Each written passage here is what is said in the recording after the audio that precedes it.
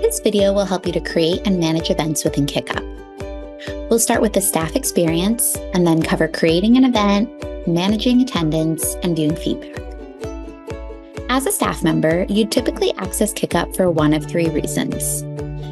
You may be browsing for an event offered by your district, confirming that you attended an event, or checking your log, which is your transcript of all of your previous professional learning. Let's start with browsing an event.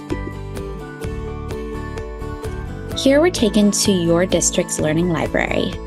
If you scroll down, you'll see all of the events that are offered within your district.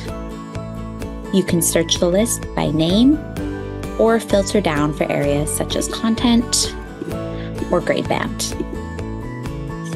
Use the calendar feature on the right to navigate to events that happened in the past or ones coming up in the future, or toggle to a specific day.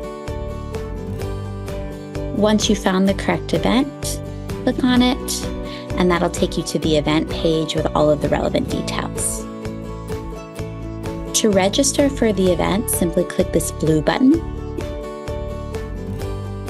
And if you'd like to add it to your calendar, click below. You can add it directly to your Google Calendar or download a file to add it to any other app. If you'd like to unregister for the event, simply click the register button again, and you've now been removed from the list. Once you've attended an event, you'll want to confirm your attendance.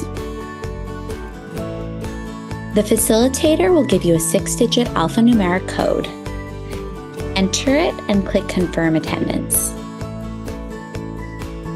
This learning opportunity has now been added to your transcript, and you've been given credit for the hours that you participated.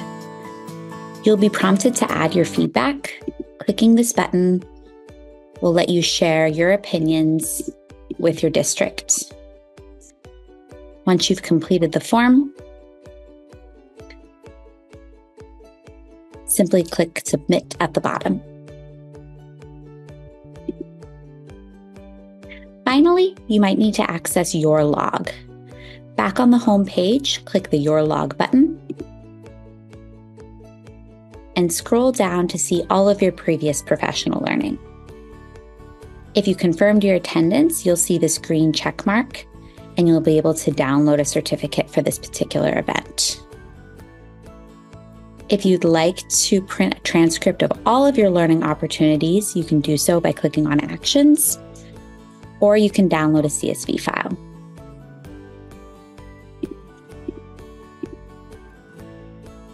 Now let's take a look at the event creator experience. As an event creator, you'll have an additional button on your home page that says Create Event. When you click on this, you'll be taken to a form that allows you to build an event. Your first decision will be whether this event will happen synchronously or whether it will be a self-paced course that attendees complete on their own time. From there, enter a name and enter a brief description. This is a rich text box that will allow you to change text features, add a bulleted list, or hyperlink out to any materials you might need to share with your participants. Enter the facilitator's name. When you start typing the name, it'll automatically search your district's directory. When you attach it to a particular staff member's name, that will make it more simple to pull data about the events run by that staff member, and also will give that staff member certain access options to the event that we'll discuss in a moment. Choose the time and location of your event.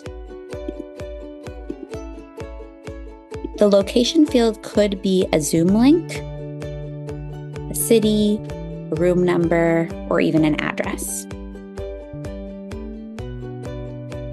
If you choose to add your event to a collection, which is a larger group of events used for something like an ongoing PLC or a conference day, click here to search the collections offered in your district. Tags allow your users an easier experience when searching for events and also allow your district to pull data by event type. Choose a tag from each category, or choose several.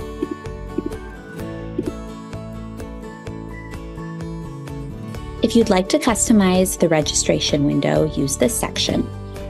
KickUp will default to opening registration once this event is created. However, if you'd like to open registration at a later time, set the date and time here. KickUp will default to closing registration at the start time of the event. But if you'd like to select an earlier close date or time, enter it here.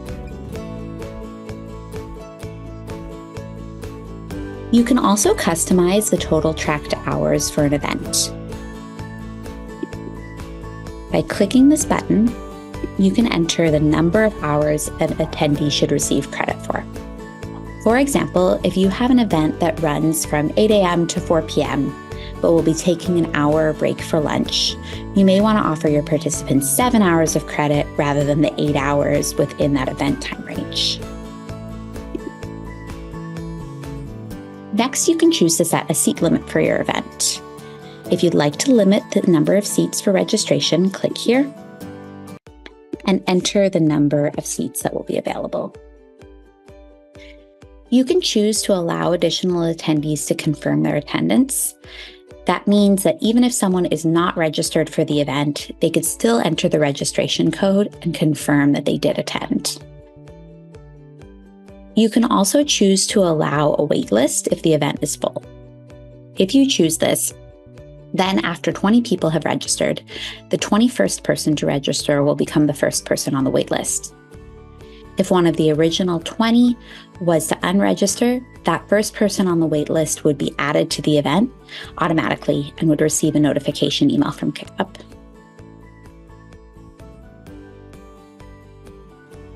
The next field allows you to use the feedback form created by your district. Your district has a common feedback form that will allow for you to pull data about the participant's experience into KickUp. I'll show you how to view that in a moment. You can choose to use that feedback form by keeping these two buttons selected. If you have an outside feedback form that you'd like to link to, simply unclick this button and enter in the URL that takes participants to your feedback form. As a note, if you do use an outside feedback form, that data will not be visualized within KickUp or aggregate with the other events that are hosted within your district. If you would not like to use a feedback form at all, simply click this button. Finally, let's discuss visibility and permissions. By default, events that you create will be visible to all users. That means anyone within your district will see this event when they visit your browse library. You can choose to only share the event with a specific set of users or groups. In that case, you would enter the email addresses of certain users into this field, or you could enter a group name here. For example, if your district has a group for first-year teachers and you're creating an event that's only available to them, you might want to add the first-year teacher group here so that other educators would not see this learning opportunity. Finally, you can choose to share only with users who have the link. In that case, the event won't show up in anybody's browse library. Instead, you'd have to send a separate email to anyone that you would like to invite, including the link that will be generated after you click submit on this page. Finally, you can use this bottom section to give permissions. Anyone you added as the facilitator of the event will default to be able to view and manage attendance. Viewing attendance means that you can see who is registered for the event. Managing attendance allows you to add people to your registration list or remove people, as well as to confirm attendance or unconfirm. And finally, editing events allows a person to come back to this page and make any changes to details that you might have previously configured. Once you've made all of these selections, click Save and Publish. Now your event is live in your Browse library, and you'll be taken to the event page. You'll see all of the details that you've selected, along with the number of seats that remain, the number of people on the wait list, and the alphanumeric code. This is the code that you should give participants at the end of your professional learning session so that they can confirm their attendance. You can also view the QR code for this event. We recommend downloading this and adding it as the last slide of your slide deck. Participants can use their phone to scan this, where they'll be automatically directed to KickUp to be able to confirm their attendance and leave you feedback. On this Overview tab, you'll also be able to add an announcement. Click Add Announcement and type in any additional information that you'd like to send to your participants. This is also a rich text field, so you could use this area as well to link to any materials that you might have or any other announcements that might need to be shared with outside links. You can choose to send this email to attendees. In that case, anyone who is registered would receive an email once you hit post. By posting it, you'll see it here on your homepage. If you'd like to edit this event, you can do so with this button in the upper right corner, or click the three dots beside it for more actions.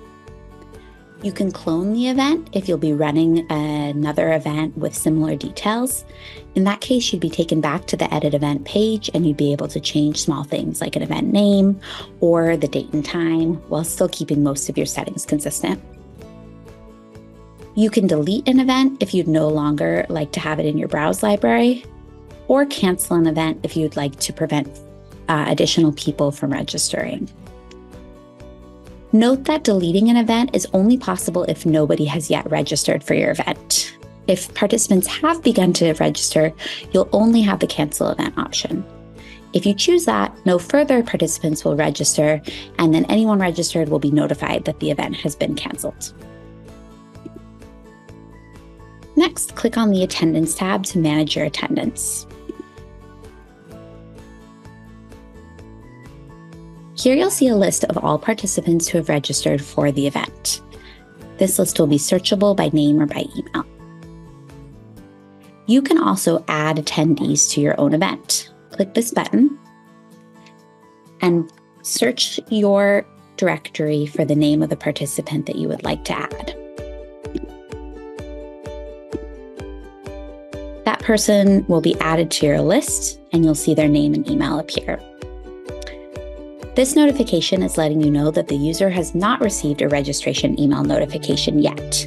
If you would like to send that email to this person, click Review and Send, and then send that notification. You're also able to confirm this person's attendance by clicking this button, or unconfirm.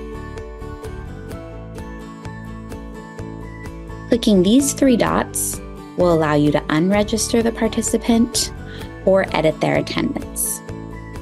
For example, this event gives participants 1 hour of credit. If this participant came in halfway through, you might want to award them 30 minutes of credit instead. In that case, click this Unlock button, change the number of hours, and click Save. You're also able to add attendees in bulk. In that case, use this box to enter a list of attendees' emails separated by commas and click Add Attendees.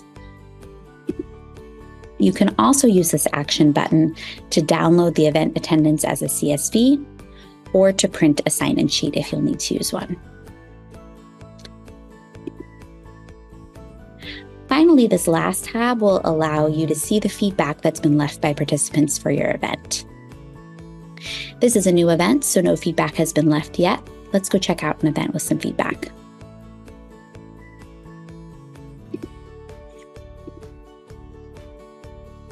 You'll see the number of attendees and the number of feedback submissions.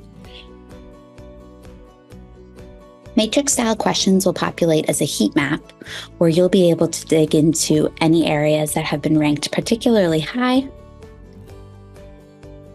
or some areas for improvement. Open response questions will allow you to view any comments that have been left. And you might even want to check out the ways your participants are asking for additional support. To view a list of individual submissions, simply click the Submission button.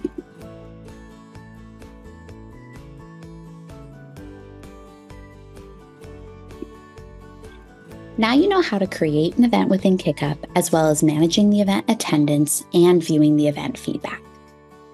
If you need any help with this process, you can use this blue intercom button at the bottom right corner of your screen. Clicking it will allow you to send a message directly to our client success managers, who will answer within a few hours to help you. You can also search our help center for particular articles or give your feedback.